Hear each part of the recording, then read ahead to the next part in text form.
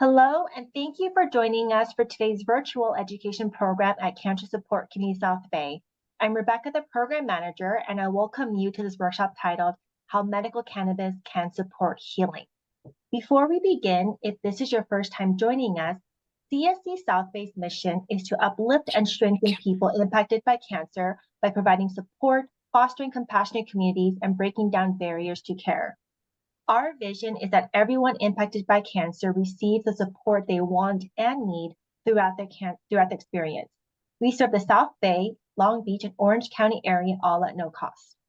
Our program includes support groups, networking groups, healthy lifestyle classes, social activities, and educational programs like this workshop. Educational programs are open to all. If you'd like to hear more about our services or join our community, please visit our website at cscsouthbay.org. Before I introduce today's two speakers, we ask you to keep your microphone muted to eliminate any distracting background noise. Please feel free to enter any general questions into the chat function found at the bottom of the Zoom window at any time. Without further ado, I'd like to introduce our workshop speakers. Elisabeth Mack, registered nurse MBA, is the founder and CEO of Holistic Caring and the Green Nurse. Sherri Mack, BSN RN, is the co-founder and chief nursing officer of Holistic Caring and the Green Nurse. You can find more information at holisticcaring.com. Thank you so much, both Elisabeth and Sherri, for being here with us today. Well, thank you. Thank you, Rebecca, for that warm introduction. And it is our pleasure. I have been speaking at the Cancer Support Community South Bay now since 2019, doing some live presentations and then Zoom all through COVID, and we've continued. So it's our pleasure to be here today with you, and we're going to be going through some slides and teaching you about how to use CBD and cannabis for cancer care. But first, we have a very special video to share with you before we get started to set the stage. Okay.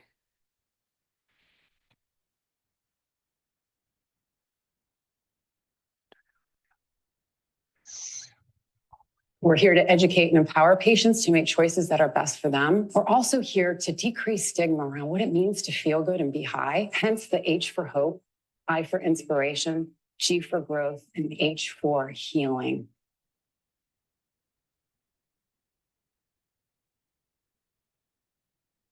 The Green Nurse is a holistic cannabis nurse that teaches on the endocannabinoid system and the safe utilization of cannabis and other progressive tools to help people reach a better quality of life. I was cannabis agnostic for many, many years. And you know, the more research I did, the more I discovered that cannabis is this amazing medicine. I was told that I had a 4-stage pancreatic cancer. The doctor really told me he couldn't do anything else. He gave me her name, and she called me and she came to my house. She started to give me cannabis. My oncologist was puzzled because he couldn't find the cancer anymore. All of the learning that we get comes from the Green Nurses, comes from their support, comes from their guidance. I trust everything that she says. Simply meet people where they're at. The plant doesn't, stress to grow, so we don't stress to share it. We're healing people. Cannabis has been used as a medicine for tens upon thousands of years. Here's the big message. Cannabis needs to be federally legal. We need to have laws that are the same across all 50 states that allow access to anyone and everyone who wants to utilize this powerful medicine.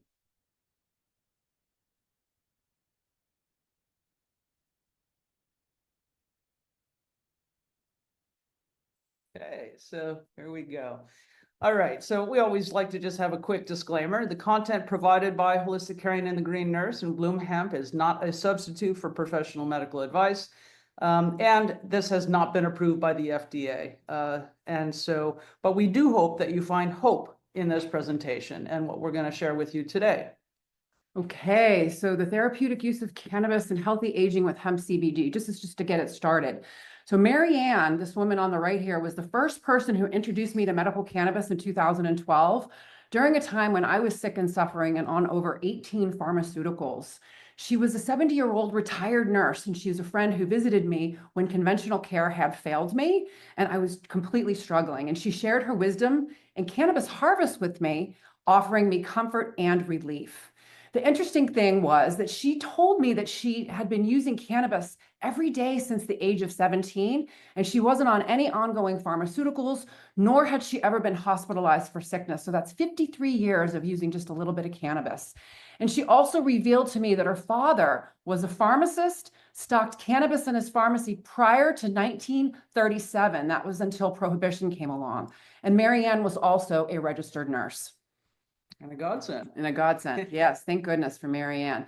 So my name is Sherri Mack. Gosh, I've been around for a long time as a nurse, 36 years as a registered nurse, 25 years in the conventional system at the Boston teaching hospitals. I have done critical care, oncology, pediatrics, geriatrics, hospice, palliative care, home infusion, and telehealth. 20 years in holistic nursing, 10 years in the plant medicine arena, caring for patients that come to us wanting to learn about cannabis as medicine, as well as psychedelics. I'm proud to be the Chief Nursing Officer and co-founder of Holistic Caring and the Green Nurse, Chief Nursing Officer of Bloom Hemp CBD, contributing author of Clark's Cannabis, a Handbook for Nurses, founder and host of the Green Nurse Award-winning podcast, and very grateful to be sitting on a lot of different organizations, founding members of Cannabis Nurses Network, International Association of Psychedelic Nurses, and I'm on the board of directors for the American Cannabis Nurses Association. This has been a passion project of mine to help educate and empower patients to make choices, as you heard on the video, that are best for them. Okay, and I am Elisabeth Mack. And so I've been in this space for the past decade as well. Bachelor of Science in Nursing, Bachelor of Arts in Psychology, 9 years in hospitals, 19 in insurance company operations and sales. But I got injured and I found that CBD was instrumental in my healing process. And once I got bit by that bit of information, I needed to help others. And so I've been doing that ever since. I have had several board positions as well. Everything started with this book, Cannabis for Health, Become a Coach. And that became our programs. And so we are here today. But we're speaking to you on behalf of the American Cannabis Nursing Association as well. We are board members and part of that committee for credentialing that got the scope and standards of nursing approved by the American Nursing Association, which is the only medical professional association who is supportive of cannabis, and they have been for the past 20 years. Cannabis nursing being a specialty for nurses bridges the gap between what patients need to know and what they can get out at dispensaries. And so it is the nurse's role. Doctors are still hesitant because they're not all FDA approved, as you know, but we are here for you to learn about this. So we're just going to get into, this is just a little reminder. I have like different color ribbons just to reflect the different types of cancers that are out there. But cancer is a disease of overgrowing cells. It affects anyone without boundaries. These cancer cells actually ignore signals controlling their rapid growth. They multiply, they divide, and then DNA mistakes cause more abnormalities and issues within systemic physiology throughout the body. So the American Cancer Society finds that 50% of all men and 33% of all women in America will develop some type of cancer in their lifetime. There are over 200 different types of cancer.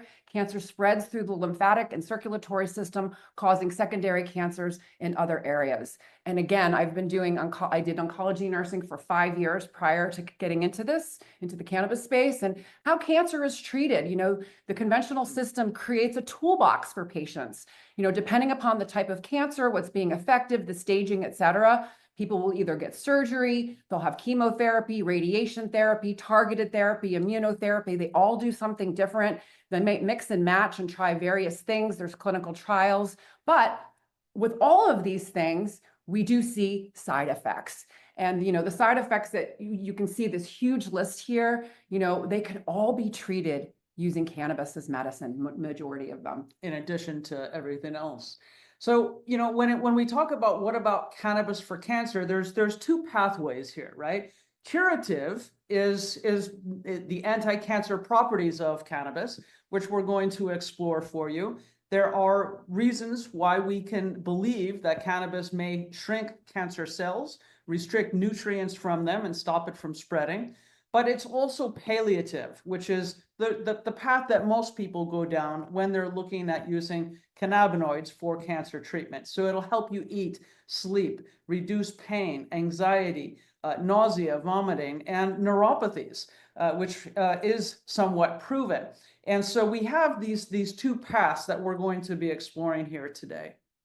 And when we talk about cannabis and apoptosis, that is a fancy word for programmed cell death. And that is what all of our cells have, right? They have a born date and they have a death date. And it's generally, a certain period of time, 90 days. But cancer cells mutate and they lose that ability to have that off switch. But the phytocannabinoids from this plant appear to be a biologically ideal solution to help reprogram apoptosis. And in cell and animal models, cannabinoids exert anti-cancer activity against most cancers, and their generalized therapeutic effects indicate they may fight all cancers at some level.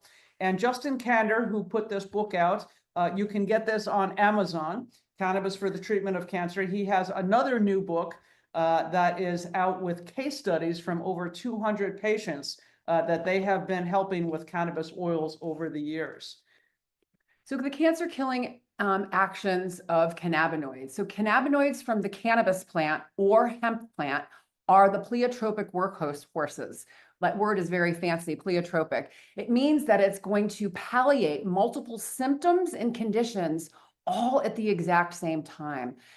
We actually get a lot of our information from this book as well, The Cancer and Cannabis Connection. And so the cancer killing actions of cannabinoids in various ratios, is apoptosis, like Elizabeth just said. That's the natural process of the cell cycle where cells self-destruct when they're damaged. So cannabinoids can actually facilitate apoptosis. Cannabinoids can facilitate anti-angiogenesis, which inhibits new blood vessel formation, which starves the tumors. It can also be anti-proliferative, preventing cells, especially cancer cells, from multiplying and spreading, and also can be anti-metastatic, blocking cancer from spreading to other parts of the body. So the fourfold way of how cannabinoids can kill cancer. Mm-hmm. And this book came out in 2017, The Health Effects of Cannabis and Cannabinoids, put out by the NIH, or the National Academy of Science, Engineering, and Medicine, proved conclusively that cannabinoids have antiemetic properties and are good for chemotherapy-induced nausea and vomiting. And that is what dronabinol was approved for back in 1985 for chemotherapy-induced nausea and vomiting. And they're using it somewhat for cachexia or appetite stimulation as well. But it's a hard drug to tolerate, just the synthetic THC. And this survey here was a study of breast cancer patients of cannabis before, during, and after. It was from breastcancer.org. And they did a survey that characterized cannabis use by breast cancer patients in America. So there were 612 participants. 42% responded using cannabis for relief of symptoms. And you can see that pain of 78%, 70% insomnia, anxiety, stress, nausea, and vomiting. And 49% of all cannabis users believe that medical cannabis could actually treat the cancer itself. 79% used it during treatment, including systemic therapies, radiation, and surgery.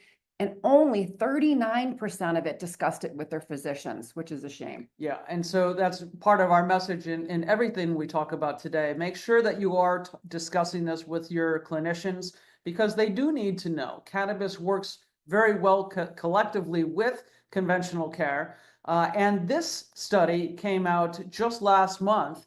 And Frontiers in Oncology published the Cancer Playbook and Whole Health Oncology Institute that were working together. They did a meta-analysis over 10,000 studies over the past chunk of time.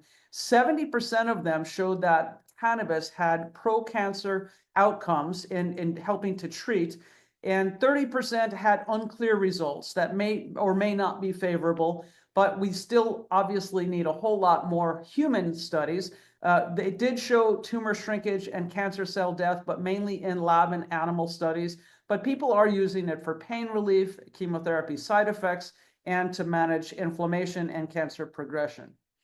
And this is one of my favorite resources. It is put out by the National Cancer Institute. If you scan that right now with your phone, you can get to this document, the Cannabis and Cannabinoids Health Professional version. There's also a patient version.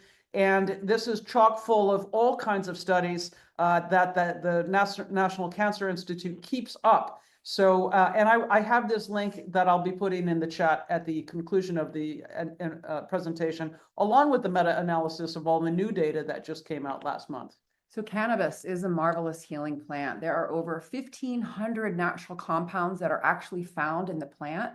The medicine, the cannabinoids, is in the cannabinoids, terpenes, flavonoids, canaflavins, and essential fatty acids are all found in the trichomes.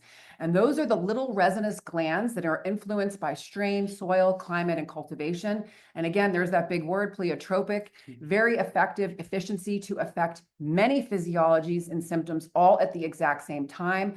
The phytocannabinoids from the cannabis or hemp plant actually mimic the endocannabinoids that we make upon demand to correct cell signaling.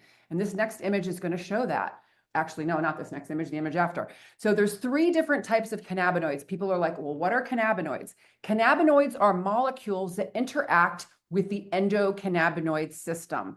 And the endocannabinoid system we're going to talk about in the next slide, but there's 3 different types of cannabinoids. Endocannabinoids we make internally. Examples are anandamide and 2-AG. The phytocannabinoids are made externally by the cannabis and hemp plant. An example is THC, CBD, and the minor cannabinoids. And then the synthetic cannabinoids the pharmaceutical companies make. Marinol and Epidiolex, just to give you an example. So THC and CBD are the phytocannabinoids that mimic our own endocannabinoids to activate the endocannabinoid system. The phytocannabinoids from the cannabis and hemp plant are 10 times stronger than the endocannabinoids that we make. And so the phytocannabinoids last for several hours as opposed to microseconds of the life of anandamide and 2-AG. And you can see here that the THC molecule that the plant makes, the anandamide molecule that we make, all fits into that nerve cell receptor to initiate a biological change, to relay cell signaling and messaging for the body to either do something or not do something. Again, and here we go, the endocannabinoid system. This is how and why these cannabinoids all work. We have a system in our body. We have receptors everywhere. The endocannabinoid system is the master regulatory system, keeping all of our other systems in balance. And you can see the umbrella depiction. I want you to imagine that you are that umbrella. And it shows the interconnectedness of all of our 11 body systems, all of the neurotransmitter signaling systems. And the endocannabinoid system is like a switchboard, sitting on top of every other system, listening, sensing, and steering our bodies back into balance. So imagine we're made of 30 trillion cells broken down into 11 organ systems, our immune system regulated by this beautiful master regulatory system called the endocannabinoid system. And this is a picture of it, right? So this is our zoom in signaling, right? So retrograde signaling, what that means is it applies feedback loop, right? And this is feedback pharmacology. So normally neurotransmitters flow from the presynaptic to the postsynaptic, and the endocannabinoids are manufactured on demand in response to stress and float backwards, plugging into these little receptors on the cell surfaces. So CB1 and CB2. CB1 is mainly in our brain and our central channel, all of our pain, our mind, our emotions, our memory, etc. And then all of the CB2 receptors are on our immune cells, generally in our gut, and then all of our white blood cells, macrophages, etc. The endocannabinoids are the ones that we make, and the phytocannabinoids are the compounds that you can supplement with as we're aging and we're not quite as efficient in taking care of our own body, which is the main reason why we run deficiency. And of course, there are enzymes that catalyze and create them and then break them down. But our endocannabinoid system has these 3 components working in harmony. And when messages are correct and we feel good and everything works well. But when they don't get relayed because we're endocannabinoid deficient, we start to have malfunctions, hindering our ability to adapt to outside stressors. We get sick, which is the cause of chronic conditions, and cancer is one of them. Aging and genetics is the main cause, but also poor diet, lack of exercise, chronic stress, trauma, smoking, drinking, polypharmacy. Taking pharmaceuticals are not necessarily good for your health. And then, of course, lack of touch, laughter, and love. This is how, so the opposite is how we keep this system humming very well. Taking good care of ourselves, using whole person care, and making sure that we bring this page to life. Yeah, so caring for the endocannabinoid system, you can see I put cannabis and hemp at the very bottom. Often patients come to us in crisis, struggling, surviving, and we want to help them to get into the thrive zone. And there is a way that you can support and nourish this beautiful endocannabinoid system without even using cannabis and hemp. The issue is a lot of patients that come to us have exhausted all of these modalities. They'll say, Sherri, gosh, I take supplements, I eat well, I do mind-body medicine, I go to the chiropractor, I go acupuncture, I do massage, therapeutic touch, I do all of these things, but I'm still sick. So my invitation to those patients is explore them again after you start exploring cannabis and hemp products, right? We need to get the body into the relaxation response. The endocannabinoid system signals both the fight or flight response and the relaxation response. We cannot control the fight or flight response, but we can control the relaxation response with conscious awareness and practice, utilizing some of these tools, and also adapting a healthy lifestyle using cannabis and hemp products. Okay, THC. So this is, we use Canna Keys for a lot of our research when we're educating and when we're writing our papers and writing our programs. And so this is taken right from Canna Keys.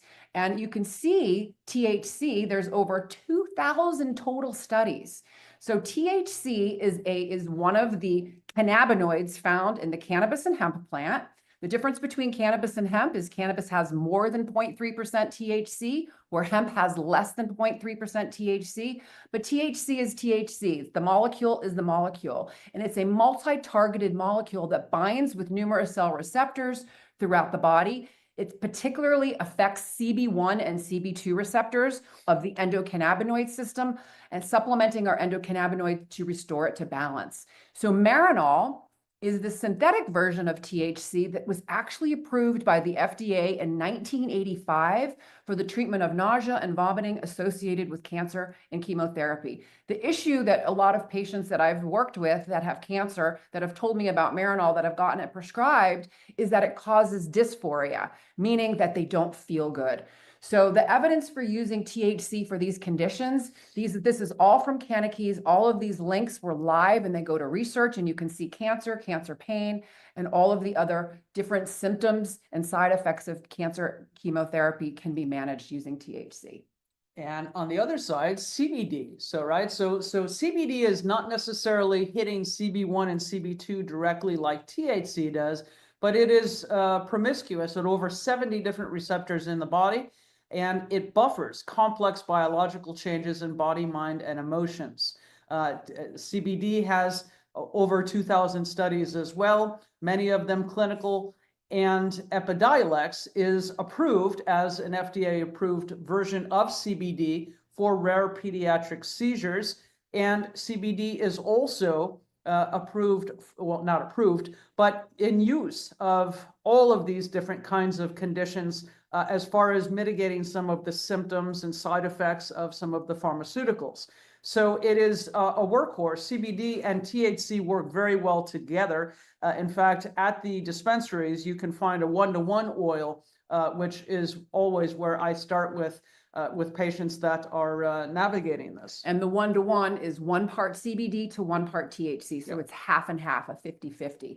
So now we're going to get into a little bit more about the endocannabinoid system and how it can work in our body. So eat, sleep, relax, forget, protect was a phrase that was coined by endocannabinoid system researcher Vincent DiMarzo in 1998, and an amazing book written by Dr. Michelle Sexton in 2023.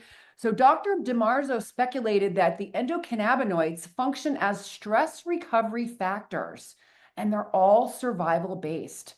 Our autonomic nervous systems, and this is things that happen automatically, are modulated by endocannabinoids seeking to balance all the other physiological systems in our body at the same time. So the concept of eat, sleep, relax, forget, protect holds significant meaning for health. The endocannabinoid system, as we discussed, is the network of receptors and molecules found throughout the body that regulates various physiological processes such as mood, memory, appetite, pain, and sleep. And now we're going to get into each of them individually so you can understand it. And how to supplement. How to supplement. So eat, appetite, and metabolism. The endocannabinoid system signals everything in the gastrointestinal tract: motility, acid fluid balance, dilation of blood vessels, nerve conduction, muscle contraction, alerting us when we need to take food. And so when you're thinking about supplementing with cannabinoids for appetite and metabolism, you're going to be choosing different products for different things. One size fits all approach doesn't work, but generally the research has supported to stimulate appetite using THC and CBG, either individually or together. If you want to suppress your appetite, you would think of using THCV or CBD. If you want to improve the gut microbiome and your GI health, CBD and CBG. And then there's different helpful cannabinoid combinations that can be used for various different systems, various different symptoms. A lot of patients that'll come to us too, don't want to inhale cannabis, and that's fine. A lot of times we can direct them to tinctures and gummies and edibles and oils that they can do that, but oftentimes it may not do the trick if they have a lot of nausea and vomiting related to cancer chemotherapy. And so we teach them how to take one puff is enough to downshift, right, the stress response around feeling nauseated, and then we teach them how to then take either a gummy or a little bit of oils to help modulate that response. So there's a lot of different ways how the appetite and metabolism can be regulated in the endocannabinoid system using various cannabinoids and products. Okay, sleep, resting and restoring. So I want you to think of the endocannabinoid system does help to regulate our circadian rhythm. This is our body's internal clock that governs physical, mental, and behavioral patterns over a 24-hour cycle, including sleep and wake cycles. So you think about what is the cornerstone of a really good night's rest, right? The ease of falling asleep, staying asleep, deep restorative sleep with nice REM dreaming in a perfect world, and then no residual drowsiness in the morning. A lot of people think that for sleep that you need to take the cannabis all at the same time before you go to bed. And plant medicine is very different than conventional medicine. And so what we teach people how to use cannabinoids is we want to modulate the stress response in the daytime. We want people to have energy in the daytime. So using helpful cannabinoids for sleep could actually start by medicating in the daytime, particularly CBD and CBG, THCV in particular combinations and ratios in the morning to promote daytime energy, modulate the stress response. But then in the evening, using THC, CBD, CBG, CBN in various ratios in the evening, stacking different multiple cannabinoids and routes for different effects. For example, people that have issues falling asleep, inhalation and tincture might be a good choice. People that have difficulty falling asleep and staying asleep, they might want to do a little bit of inhalation and tincture, but also might want to take a capsule to keep them sleeping longer, sound asleep. So there's various ways of using cannabinoids for sleep. You have anything to add? No? All right. So here we go. This next one is eat, sleep, relax. We want to modulate anxiety and fear. So the endocannabinoid system, again, like I had said, signals both the fight or flight response and the relaxation response. Stress brings people to cannabis. Anxiety is actually the #2 reason in America why people come to cannabis as medicine, while pain being #1. So high CBD and low THC products are the safest and most tolerable options for all anxiety. Full spectrum CBD products are the best starting point. Adding 1 to 2 milligrams of THC is tolerated. And this is based on research. So helpful cannabinoids for relaxation. So CBD and some of the minor cannabinoids, CBDA, CBG, CBGA, can all reduce anxiety without cognitive or sedating effects. And CBD, having CBD on board can actually counteract any THC-induced anxiety. Research has come out, new clinical trials have shown that CBG can reduce anxiety, and CBG actually helps the endocannabinoid system produce its own bliss molecule, that anandamide molecule that mimics THC. THC is very effective at lower doses, but may cause anxiety at higher doses, 5 or more milligrams. And this is especially in sensitive individuals or those that might be going through cancer treatment. And so the general consensus overall during the research supports that consumers do best with more CBD than THC for anxiety. Yeah, and so when you go to the dispensary and they're selling you those 10 milligram edibles and these You want to gummies, cut them into quarters and take them with some CBD. So our next, hold on. I'm gonna just hit this. There we go. Is forget. So learning and memory are both deeply affected. Our CB1 receptors in the brain, the endocannabinoid system supports learning and memory by activating the hippocampus and the amygdala, helping us to learn, store, recall, and modify our experiences. Cannabinoids can affect all kinds of things that are happening in the mind and the memory and the emotions, but the effects are very biphasic. And what that means is that that low dose, that 1 to 2 milligrams, and that high dose, that 10 milligrams, can do really opposite things. So low to moderate THC can help reduce pain. I always say it's like turning the volume down on your pain at CB1. Low THC can boost memory and cognition. THC helps trim old memories in the brain during sleep, making room for new learning and also helping PTSD. High THC doses, though, impair CB1 and working memory, causing a stoned, forgetful feeling. So THC and CBD really need to balance each other. And so taking CBD together with THC ahead of the time or in that 1-to-1 is a good way forward.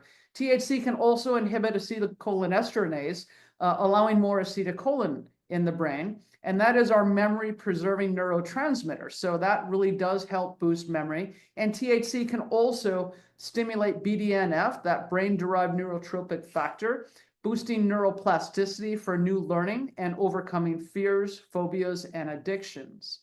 Balancing CBD and THC with the minor cannabinoids help. Another slogan that I have, maximize the benefits, minimize the harms. So not just taking THC directly. And then protect, we shift over to the immune functioning, or CB2. CB2 is on the immune cells pretty much throughout our entire body. And this endocannabinoid system helps regulate anything that is foreign, that is not me, from the body.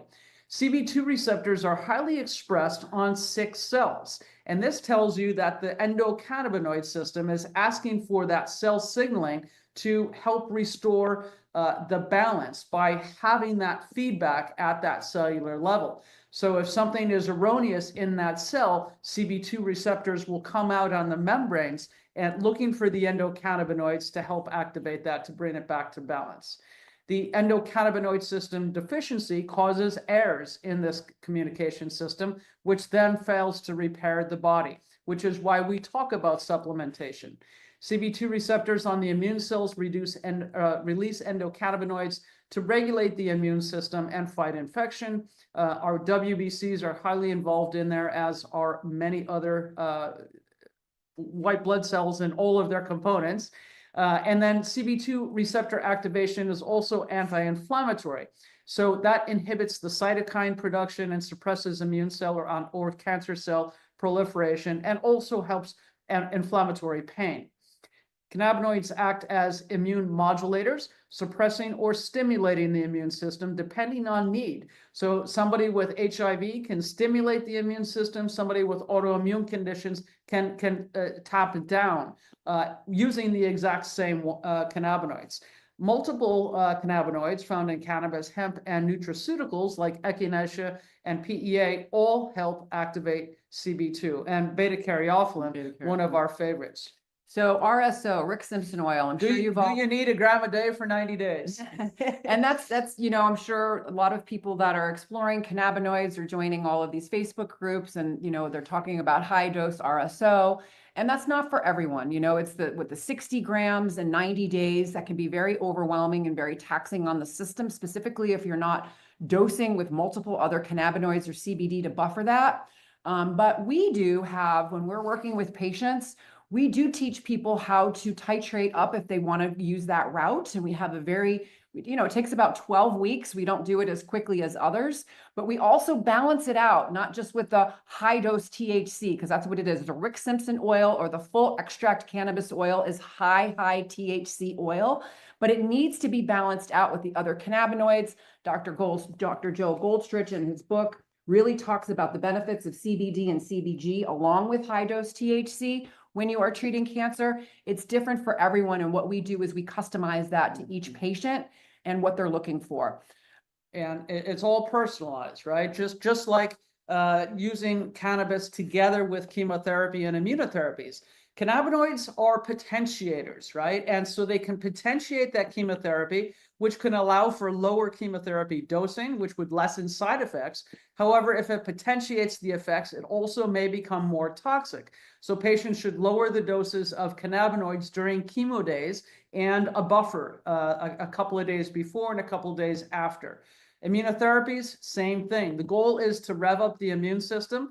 And so we want to inflame the system to start targeting those cancer cells and uncloak the cancer cells and to be able to treat that like Keytruda and Opdivo. But high doses of THC or THCA, the acidic version, can suppress the immune system with the anti-inflammatory effects. So we would say to hold the RSO during cancer treatment days, keeping THC to 25 milligrams, CBD to 100 milligrams for overall wellness support, but not taking high doses. The key is spacing and working with a cannabis clinician that helps you put it all together and make sense of it. And then also same thing with maintenance dosing. If somebody does get the declaration of NED or no evidence of disease, you want to continue to use some degree of cannabinoids at least the next year, or for many patients, Bonnie Goldstein in this Cannabis is Medicine book that I was just looking at, really tells people it might be for life that you're taking some cannabinoids, but that's okay because it's all very, very doable now with tinctures and topicals and capsules, soft gels, etc. So there should be some kind of a maintenance dosing, and beta caryophyllene, as we brought up earlier, also continues to activate those CB2 receptors, and you can get that in cannabis and hemp formulations. Shopping for products, create your own toolkit. Just like, when patients are working with us, we like to educate them on all the different methods of administration. So when you think of topicals, think of outside. Lotions, creams, balms, salves, roll-ons, right? Those all go on the skin. They doesn't go into systemic circulation, so you're not going to get high, right? Then you have the tinctures, the oils, drops, sublingual, which is under the tongue. The mouth is a sponge. You drop it in, you hold it under your tongue, and then you swallow it, and so part of it gets absorbed under your sublingual vein, and then the rest of it gets absorbed into your systemic circulation through your GI tract, right? Different onset and duration. Tinctures, we always tell people to be cautious when using high THC. And then edibles. You have the gummies, capsules, candies, drinks by milligrams, oils, foods, baked goods, etc. Again, you need to be cautious with THC, not as much with CBD, because when you take an edible in, it changes. So the Delta 9 converts to Delta 11, making it much stronger in the brain, plugging into those receptors really, really tightly so you can feel it a little bit longer. And once it's in the body, you can't get it out. That's right. Right? So you might have 8 hours of dysphoria if it's too high. Right, but you can be mitigated Yep. by being smart. CBD and dosing. In dosing, exactly. And then you have transdermal patches. And so this is systemic basal dosing by milligrams. The patch that people put on. Generally, onset is 20 minutes, duration is 24 hours. I don't see very many patches Not available. anymore. Some good medical dispensaries. Yep. And then you have inhalation. So flowers, oils, concentrates. Here's the example. Ready? Joints, blunts, spleefs, bongs, pipes, one-hitters, vape pens, dab rigs, dry herb vaporizer. There's all different kinds of what I call durable medical equipment out there to help people inhale. The safest is the dry herb vaporizer. Inhalation isn't the primary method that we teach to people to consume, although with the nausea and vomiting, a lot of patients do need it, and one puff can be just enough. in order for them to be able to get in the oils, the capsules, gummies, etc. So where to purchase? So cannabis CBD and cannabis THC products can be found at dispensaries. And then hemp CBD products can be found on online retailers or CBD shops. And we're going to talk about safe shopping at the end. Yeah, and to shop, you might want to explore Weed Maps or Leafly so that you can check the menus at the medical dispensaries before you go. So there are side effects, just like with any medicine. CBD doesn't have many. If you have very high dosing, you might get tired, you might have a little diarrhea, and that's what they found in the clinical trials to prove out Epidiolex.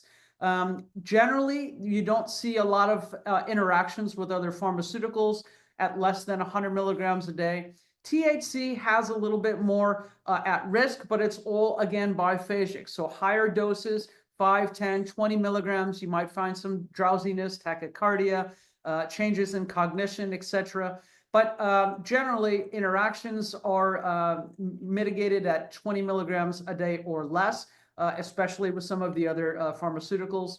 And then the side effects might be the effects that somebody wants, especially when we want to stimulate appetite by having the munchies, being able to relax and sleep, which is really helpful for people suffering from insomnia and stress.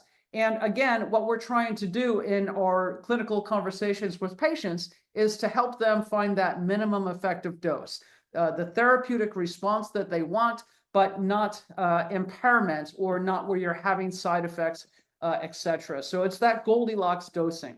Start low, go slow. Microdose to mimic the endocannabinoid signaling, like breakfast, lunch, dinner, bedtime. The endocannabinoid system is going off all the time. So you want to have, if you're deficient, some of these plant nutrients in the body circulating around the systemic circulation at all times.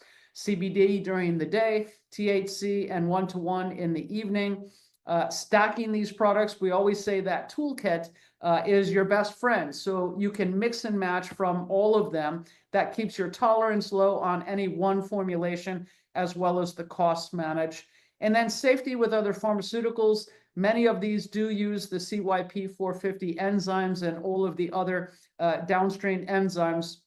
And what we tell people is to kind of follow the grapefruit rules, space the drug from the cannabinoids. I always tell people, take a big glass of water with your pharmaceuticals, eat something, wait, let them sort of move through the system, and then take your cannabinoids an hour or two later. And that's the best way to be safe. And of course, journal and track your results. Talk to your providers, be open with them about using this, because you do need to have that mutual dialogue.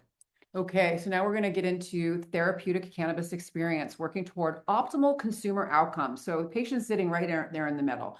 So when we're working with patients, you know, we always want to look at the research. That's where we use Canna-Keys. We have all of our books. What does the research say? But then we also want to ask, what does the consumer want? What's important to you? How do you want to live your life? How and why do you want to use this? And then we look at real world evidence. Elisabeth and I together have taken care of over 6,000 patients in the past 10 years. The majority of them with cancer and on autoimmune conditions, chronic pain.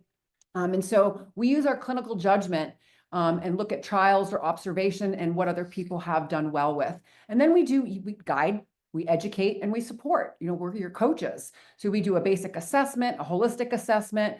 We do education and support on the endocannabinoid system and the endocannabinoid dome, which is the larger environment that interacts with the endocannabinoid system. We always want to support the endocannabinoid system with lifestyle as medicine. So our intake forms are very long, but they're detailed. The more information that we have, we can help people. We educate on all of the various consumption methods and help people choose products that align with their personal goals. We teach people how to track. We do follow-up, adjustments, teaching, and self-titration. Yeah, and I always like to bring up this book as well, Healing with Cancer for Whole Person Care. We practice whole person care. You're not a diagnosis, you are a whole person. And we want to make sure that you're treated as such. Okay, so we're going to go over some case studies now. And so on the therapeutic use of cannabis. And so the therapeutic use of cannabis, you hear, I'm always trying to change the dialogue and the stigma around that word high. So that hope inspiration and growth for and healing, right? Spiritual, physical, emotional, mental, and social. So cannabis works so well for so many different conditions because it supports the body's capacity for self-healing and resilience and promotes the relaxation response, correcting signaling at the cellular level for systemic homeostasis. So the American Cannabis Nurses Association, which we are both members of, I sit on the board of directors, Elizabeth was past treasurer, has defined therapeutic use of cannabis. It's the use of cannabis products for medicinal, wellness, and healing purposes. It is personal and subjective to each consumer, with objective criteria being improvement in one of the 5 health domains without negatively impacting any of the others. So each individual is unique, so is the care they deserve. And our role as nurses is to educate, coach, guide, and comfort as needed. And it's all personalized. It's all personalized. So this is Marta. So this woman you saw at the beginning on the video, the doctor couldn't find her cancer anymore. Well, I met her when she, years ago, this was back in 2017. She was a 72-year-old hospice patient. I did a presentation for hospice and palliative care, and I got called to go see her in her home to educate her. Her family had bought all this cannabis products. They didn't know how to use it, but she had stage 4 pancreatic cancer, unresectable tumor, chemo and radiation failed. She was sent home on hospice to die. At the time that I met her, she was unable to eat, unable to walk. She had severe pain, insomnia, and she was at the end of her life. So when I'm working with patients in this situation, so it's always a conversation with the family and then a conversation with the patient, and then we bring everyone together, right? So Marta was okay. She, basically her goal was to relieve her suffering of cancer pain at the end of her life, get a good night's sleep, and do legacy work with her family. She wasn't planning on surviving. So we came up with a care plan for her that was very, very modest in the cannabinoids that we were using. She was just using the Rick Simpson oil in CBD format, so full extract cannabis oil, 100 milligrams a day in divided doses during the day and evening, had a little bit of THC in it, and then a little tiny bit of the high dose THC Rick Simpson oil at bedtime, and then a lot of CBD topicals all over her body. And the interesting thing, kept checking in on Marta, and Marta was not dying. She ended up calling me 5 months later. Literally, it was a week before Christmas, and she basically said, Sherri, they can't find the cancer anymore. It's gone. Can you help me come off of some of my pharmaceuticals? Cannabis saved her life. She came off of some of her drugs. And then we had to go on a journey from death and dying to alive and thriving, which is very interesting. And her dosing today is much different. She generally uses mostly full spectrum CBD products, immunity capsules, trilogy tincture, topicals, and a 1-to-1 oil. And she's been in remission since 2017. And this is Marta in 2021. We were filming a documentary and she gave full permission for her to be recorded and to share her story. And this was her and I in a cannabis field recording. Beautiful. Another patient that I've taken care of just recently, over this past year, her name is Karen, and she had melanoma of the eye and a neuroendocrine tumor.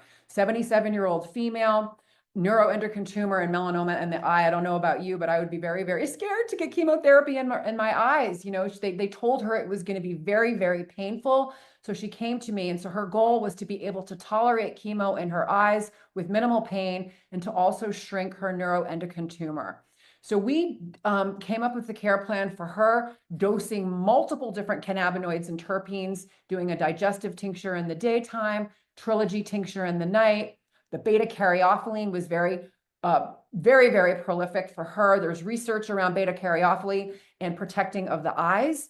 So we used that. She did immunity capsules twice a day. These were non-impairing. And then she also did high THC oil from her caregiver 4 times a day.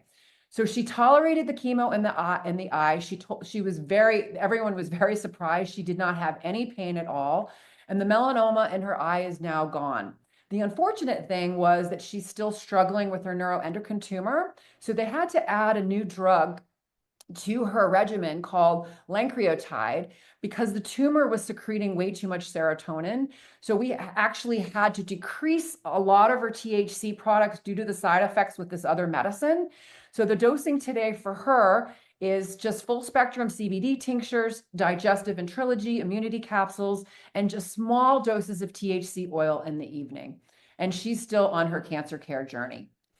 Tammy, and this is another interesting patient that they took care of. I actually took care of Tammy's mother before with Alzheimer's, and we took care of her and actually was able to help her have a good end of life.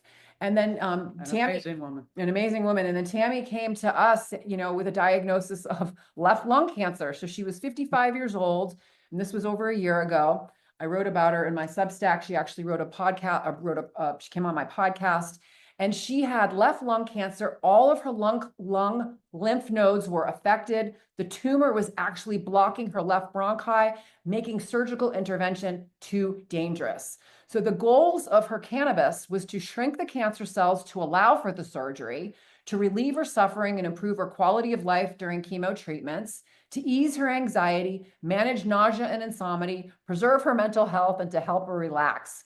And so she chose to do the high dose RSO oil, and she did do the gram a day, and she balanced it out with high dose RSO CBD oil, about 100 milligrams a day. And then during her treatment days, sometimes when she got nauseated, she did a little bit of inhalation, but not much. It was just during those days, and people are like, wow, lung cancer, you're having them inhale. And it's just basically, it was a special case. There was one other lung cancer patient that I did take care of that had such severe nausea and vomiting, he could not get any of the oils down. And it was one puff that was enough that allowed him to be able to get the oils in so he could have a better day. So the interesting thing with Tammy was after 3 rounds of low-dose chemotherapy, her scan, and using the high-dose RSO oil treatment, her scan revealed 80% tumor shrinkage. The oncologist was amazed. Her surgery was scheduled 1 month after her final chemo infusion. And the interesting thing was during her surgery, the cancer was gone, yet they still removed half of her lung for biopsy. The results showed no cancer, original tumor was gone, no evidence of disease. Her oncologist actually recommended a targeted therapy called Tagrisso for 3 years, but when she asked if it would actually change her outcome, the answer was no.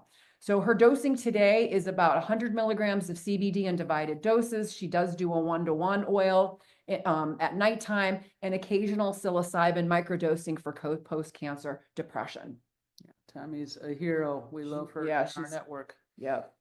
Okay, so shopping, we always say start with safe CBD, and CBD is the starting point, and then you add THC in there.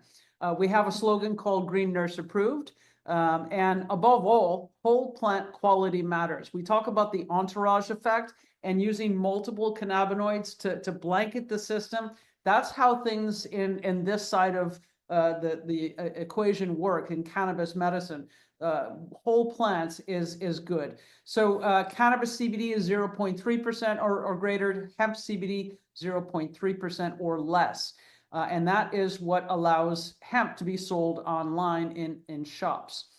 Transparency, make sure that you're doing business with a company that is got good customer service and good business practices, good manufacturing practices, and certified organic is always preferred. Always make sure that the medicines you buy are lab tested and that you can find that certificate of analysis, revealing the potency, the purity, making sure that it's free from contaminants and residual solvents. Accurate labels are very important. Is that dropper 10 milligrams or is it 100 milligrams? That really matters. And these formulations and potencies can be all over the board. So call the free nurse line. You can always talk to us about what you're finding out there in the dispensaries, and then talk to us about what we do at Bloom. So to wrap this up, Bloom Hemp is our company, along with Holistic Caring and the Green Nurse. We run an ecosystem. And if you hold your phone up on the left side of that, you can scan that, and that is going to take you to a short intake form, which we will then reply with a free care plan. Lifestyle tips, product recommendations, and the rationale as to how and why they might work for you, and then how to intersperse that with some of the other medications based on what you tell us on the intake form. And then on the right side is the shop. We created a code, CSC20, for your group. I'm making that an evergreen code that doesn't go away, so you can always save 20% on your cart. And what makes us different is that we are woman and nurse owned, USDA organic, doctor and nurse formulated, Ayurvedic inspired, symptom targeted formulas, and offering the free nurse line, free care plan, and a free network that you can join. And then we also have a couple of different blogs. Ask the Green Nurse is a blog that we started. You can always ask us any questions. We have a Substack that we've actually produced. People do actually write in and ask very thoughtful questions. And so we provide the research and the information, and then I blog about it so we can educate and inform the public on the most common questions that patients and consumers may have. Yeah, Sherri's been the Green Nurse for a long time, and it just really sticks. I'm hoping to get her syndicated pretty soon.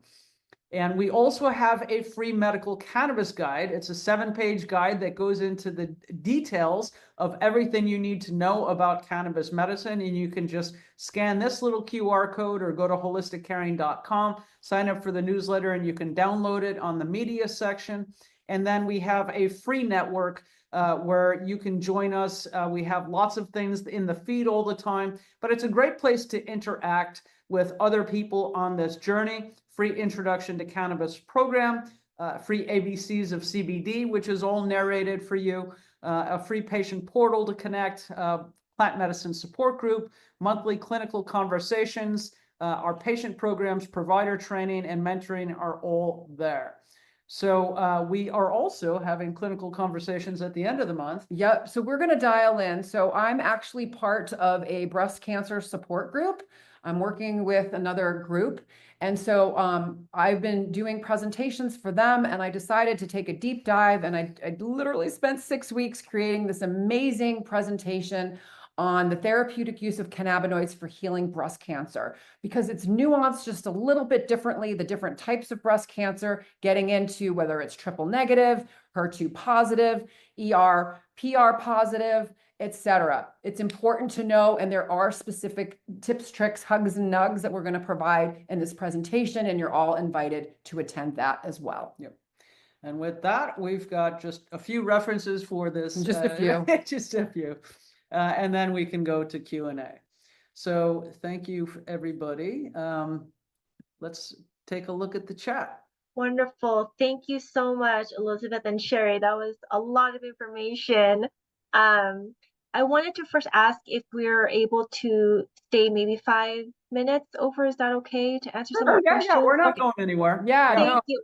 No, we Whenever you want the go last ahead. question to be, just say last question, Rebecca, and that'll be the last question. Okay. No, we're good. Okay, and I So just hit enter on what I had typed up earlier. So those were some of the research I wanted to give you. And people Perfect. asking about slides. We don't give out our slides, but the presentation is recorded, so you can always watch it again. Yeah. Yes. So the first question is, you kind of mentioned about how to find a good one, but I think it's where can I purchase CBD and THC? So in dispensaries, THC is regulated. So there's the cannabis, the control commission, and Department of Cannabis Control. So there's a licensing process. So cannabis THC and cannabis CBD are only in dispensaries. So you can go to Weed Maps, so WEEDMAPS.com. I'll put that in the chat.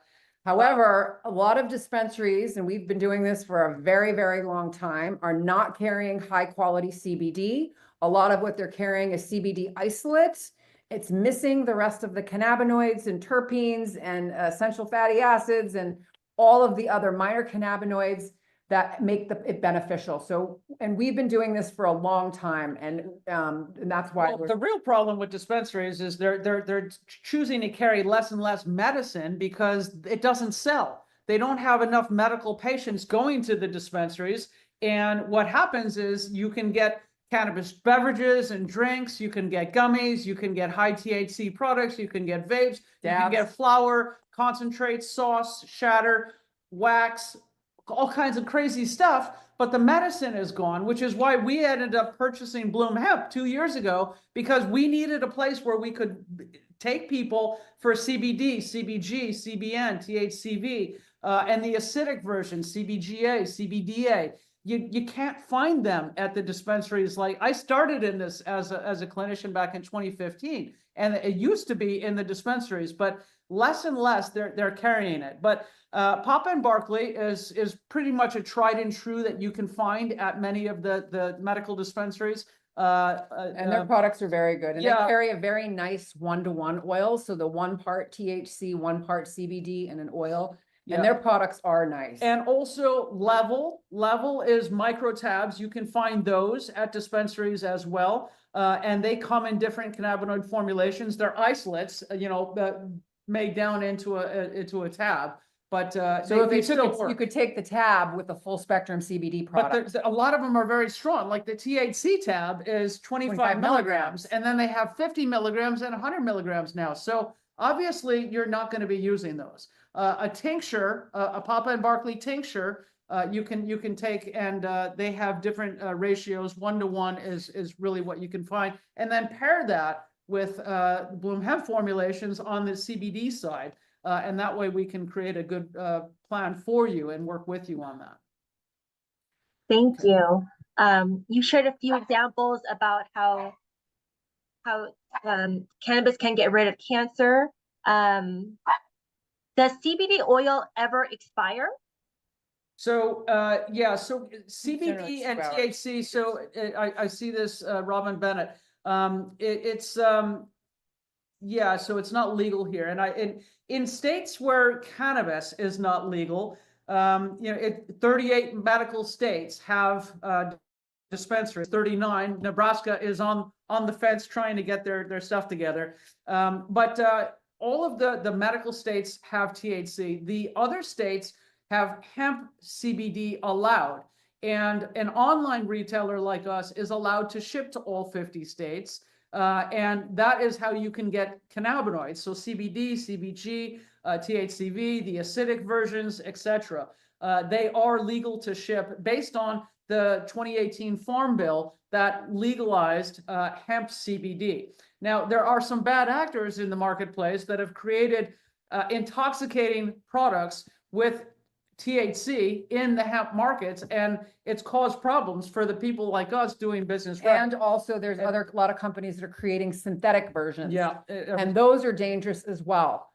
We do not promote the use of synthetic cannabinoids at all because of the danger of what it does to the endocannabinoid system. And we don't know what those compounds are for. I mean, they're Frankensteining compounds that you then put in your body, and we're not sure. We know that this plant is safe. People have been using it for 5,000 to 10,000 years. And using the whole plant formulation is fine, but HHC, we don't have any data on that. THCP, THCO, all of this stuff, it's crazy. Back to shelf life. Products have a 2-year shelf life. So you can buy something and then have it in your fridge or on your counter. Just keep it out of direct sunlight. So what happens over time is the cannabinoids degrade. Yeah. Right? So it means it becomes less effective. And so some of the oils that I have that have become less potent, instead of me ingesting them, I put them on my skin. I use them as a topical, so it doesn't go to waste. Yeah. Thank you. The next one is, I'm still on letrozole. I think have diabetes, high blood pressure. Can I take CBD? Yes. Again, this goes back to spacing. And then also monitoring, right? So take the cannabinoids at a time where you're not taking the other pharmaceuticals. Make sure you're well hydrated. Eat something in between. Think of your body as a choo-choo train, right? You're processing the pharmaceutical. Allow some time. Be hydrated. Then take the cannabinoids, and you should be okay. But the thing is, with blood pressure medicine and diabetes medicine, you may need to adjust your dosing, which is why we want people to have that back and forth dialogue with their clinicians, because many people, after taking CBD for a year or so, all of a sudden, or even 3 months, 6 months, they notice their blood pressure has dropped. It doesn't drop precipitously. Sometimes people have alcohol and then they smoke a little cannabis and it can drop right then and there. But just taking CBD routinely, I see people's blood sugars normalize, not normalize necessarily, but A1Cs come down. and people need less insulin when they're taking CBD. And so, again, quality matters as well. We want people to make sure that they're taking good quality CBD, not necessarily an isolate. Don't buy your CBD at a gas station. But over time, it can absolutely help to be able to maybe reduce the dosage of some of the other medications, working with your clinician, which then gives you less side effects. Wonderful, thank you. I know you talked about Rick Simpson oil already, but do you have any other comments or anything that you would like to share? So if you're new to cannabis and you haven't used Rick Simpson oil, that is not the first product that I would start with at all. So when patients come to us and they're like, listen, I want to use Rick Simpson oil, what we need to do is put the training wheels on first. And the training wheels is waking up the endocannabinoid system using a variety of full spectrum CBD products and some THC, like a little bit of THC in the daytime in the full spectrum products, and then dosing at nighttime with the Rick Simpson oil after a couple of weeks. Because what happens is it is really high dose. One little dollop of that oil could be as high as 75 milligrams of THC. Yeah, that rice grain is 40, 50, 60 milligrams of THC. Yeah. Or a little size of a pea. Yeah, it depends upon what it tests at. So when we're looking at Rick Simpson oil, we always, when patients come to us, we always ask, do you have a certificate of analysis? Because I want to know what is the percentage of THC in that 1 gram?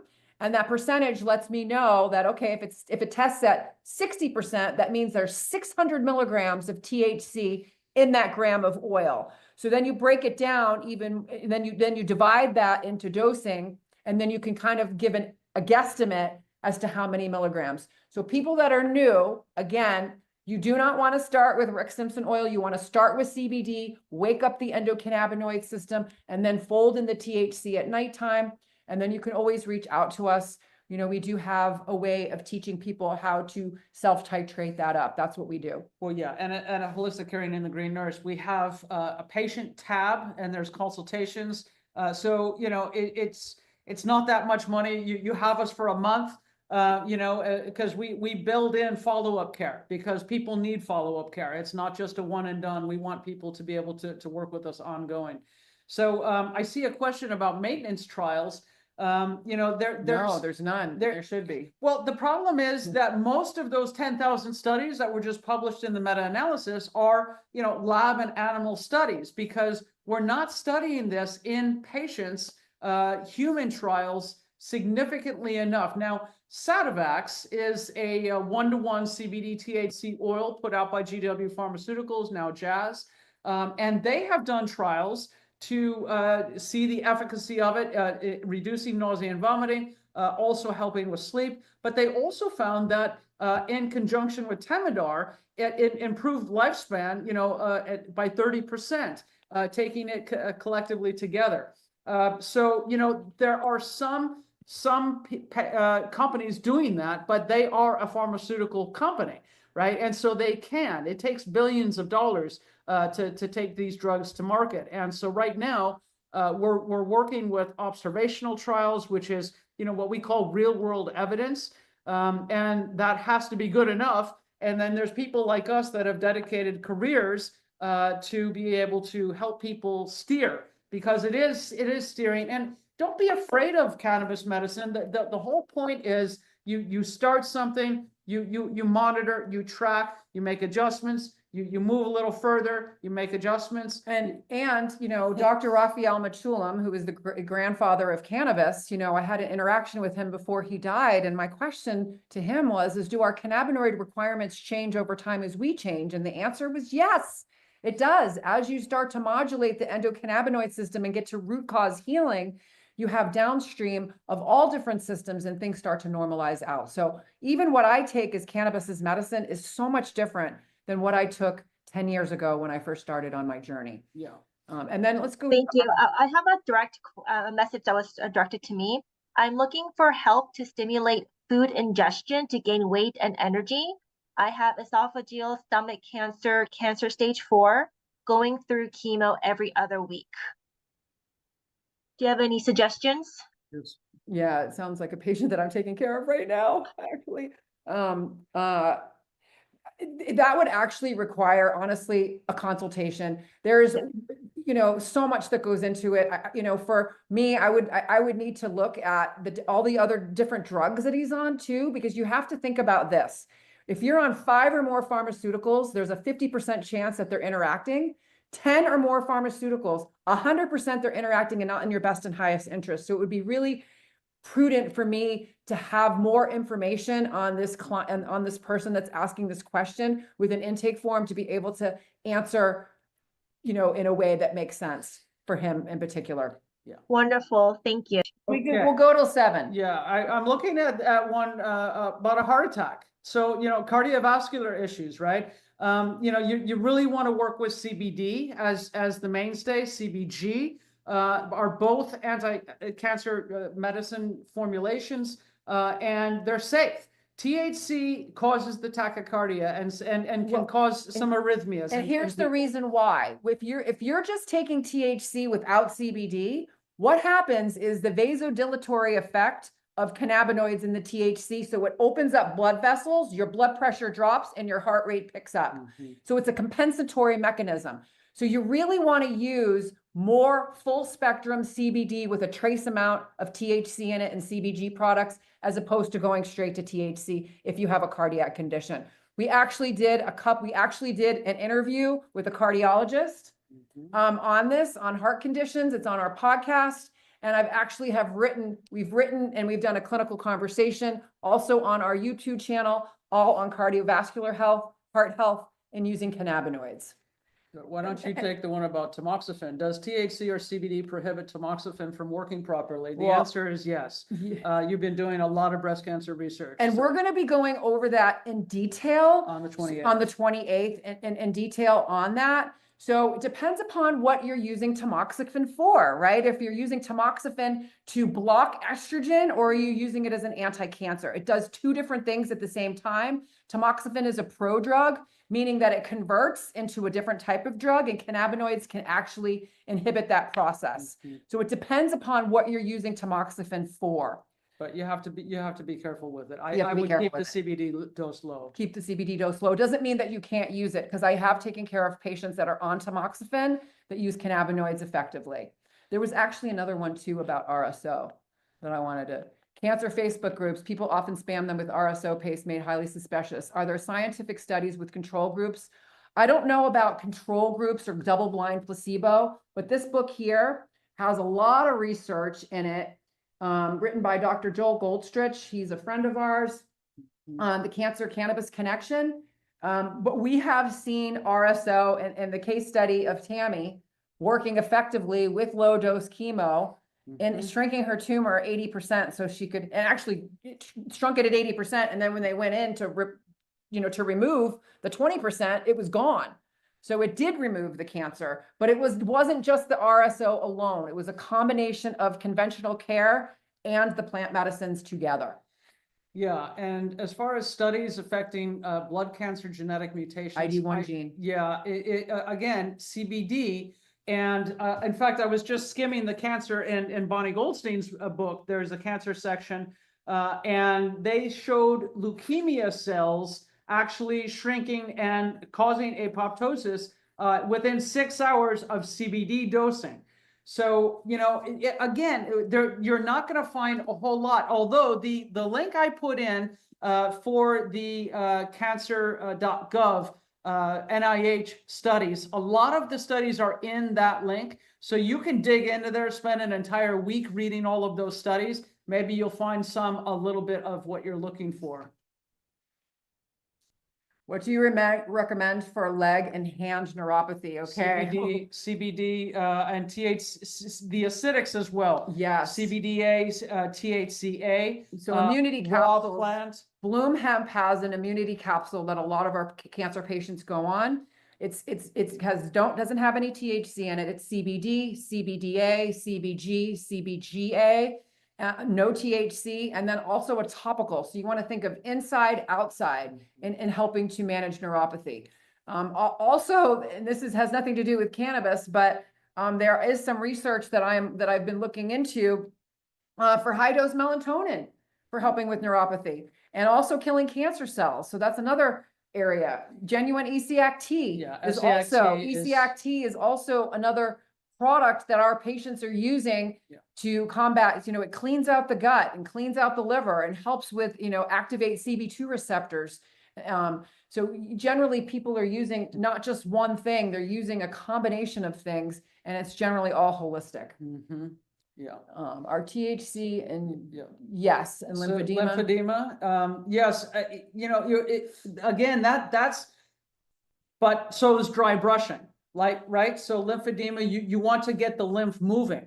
In fact, Ayurvedic principles, if you just go on Amazon and just find dry brush, that you could start to sweep, from the lymph towards the heart, from the legs, from the groin and the abdomen, the back, etc., towards the heart. So there are YouTube videos on that as well. But so basically CBD or THC being useful in lymphedema, what my question to Sheila would be is, what other conditions, what other symptoms do you have? So it's not necessarily about treating the lymphedema, but the symptoms that go along with it. That's pretty much how I would answer that. Is there a certain hemp or CBD product that would help me? There isn't one particular certain brand that would help you. Again, we would look at But your, osteosarcoma, you want some THC. you want THC. Yeah. So basically, we would look at your osteosarcoma when you were diagnosed. How are you currently being treated? What is conventional care doing for you? What are you eating? What are you drinking? How are you sleeping? Right? And then we would fold in cannabinoids. Generally, we start patients off with full spectrum CBD, CBG, CBN, the acidics, and then fold in THC as tolerated. Yeah, and osteosarcoma, glioblastoma, You do need lung THC. cancer, THC is definitely needed for all of them, and high doses. Again, going back to Bonnie Goldstein's book, she has a patient who is famous, AJ, who had osteosarcoma, doing very well, but was using hundreds of milligrams of THC per day, and that was able to help. So, So the person with going through chemotherapy, having a triple bypass, I don't want to make any blanket statements without looking at your intake form. It would require a discussion. There are cannabinoids that could be very helpful, to manage what you CBD have. and CBG. Yeah. CBD and CBG, full spectrum CBD is fine to take with heart disease. It's not going to be having an issue.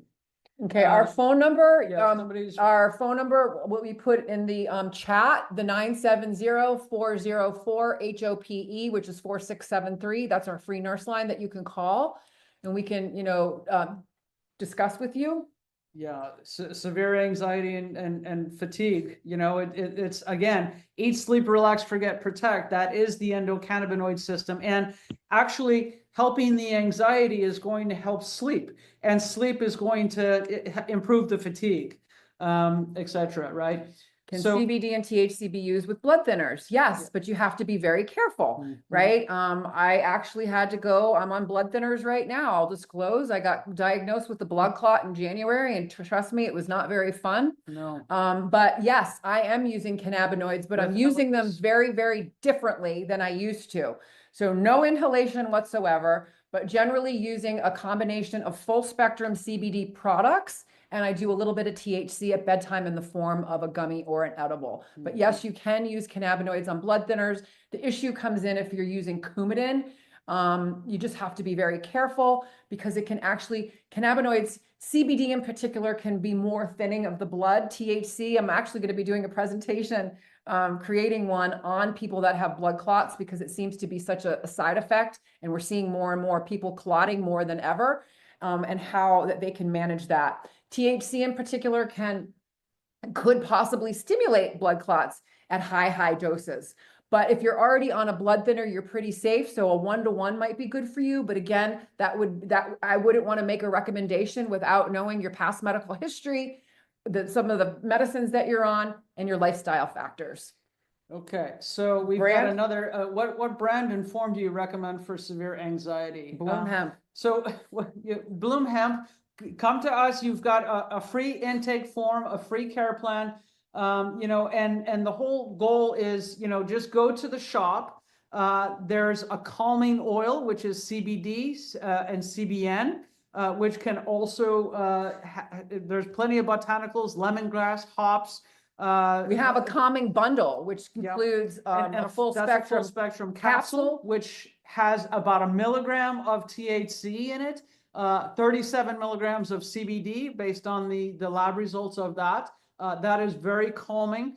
And then also just, you know, any T65, right? T65 is our flagship gummy with 50 milligrams of CBD, 5 CBG, 5 CBN, and 5 of THC, which is the maximum allowed, but based on the weight, it is able to be shipped. We have people cut We those. have people cut it in half or even in fours. And it's good actually for dementia, for memory, for cognition. That 1 milligram of THC can subdue the anxiety, and then that would give you quite a bit of CBD in there as well.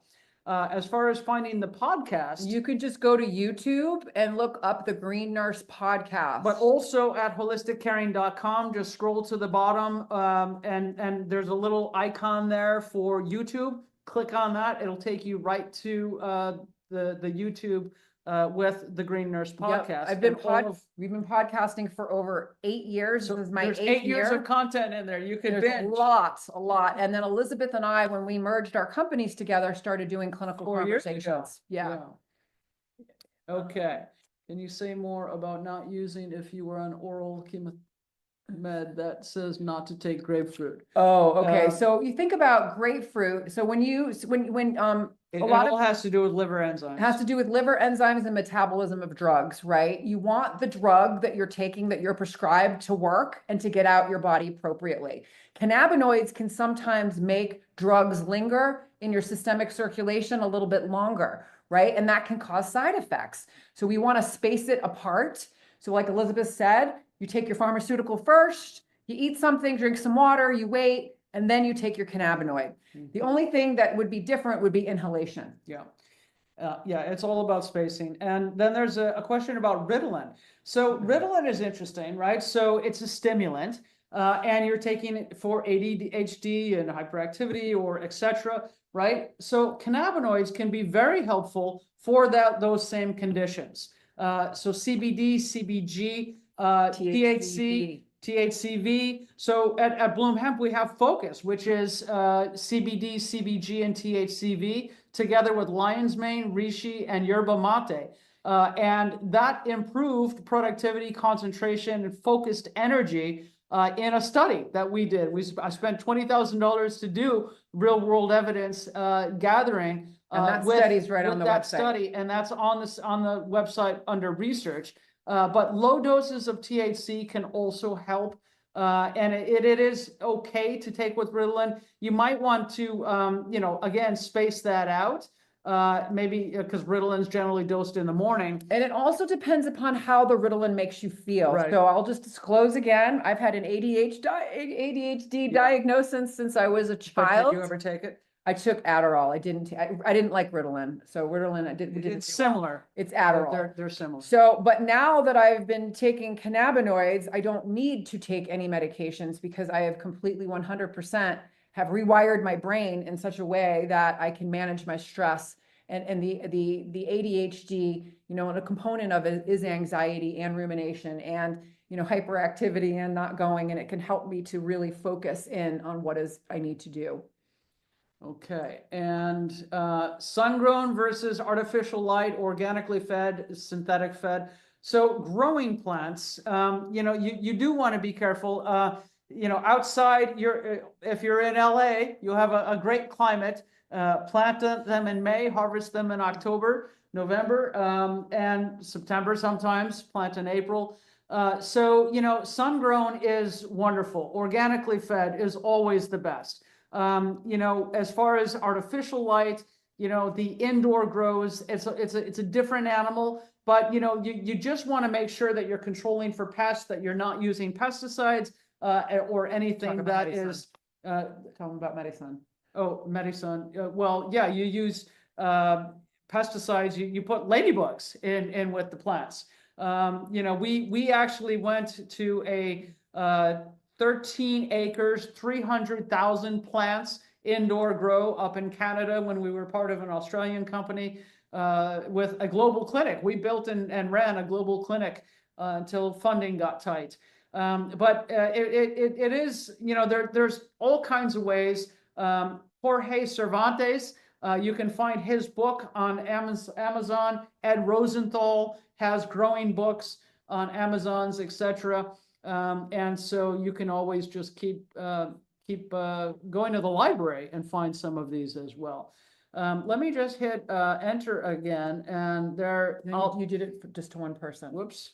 Sorry. Okay. So You're gonna do everyone in the meeting. Yeah, there you go. All right. So there's our contact, our websites. Again, if you scroll to the bottom of the websites, you can find our YouTube, so you can watch past shows. They're all cataloged based on what they are. And you're also welcome. You know, I really love doing these and being with you and coming here once a year. You know, we really appreciate that, the invitation and to spread the news. So yeah, okay, that's it. Yeah, we'll get rid of our Q&A thing. Yeah. So Any other questions? Yes, Elizabeth, for the intake, the link, how do they get that link? okay, so now that We'll I'm just not, do it. let me just, I'll drop it into the chat real quick. Thank It's you so under, much. yeah, it's under the services tab at bloomhemp.com. So if we just click here and go back to Zoom, and I'll put this in the chat. Bloomhemp.com services, and there you go. There Perfect. you go. There you go. Wonderful. Thank you so much for just such an informative presentation. I think your passion and knowledge just speak so clearly, you know, so we appreciate you coming back and dedicating your time to us and also just the general community to just educate people about this important, something that can, medical cannabis that can be so supportive and healing for all, really.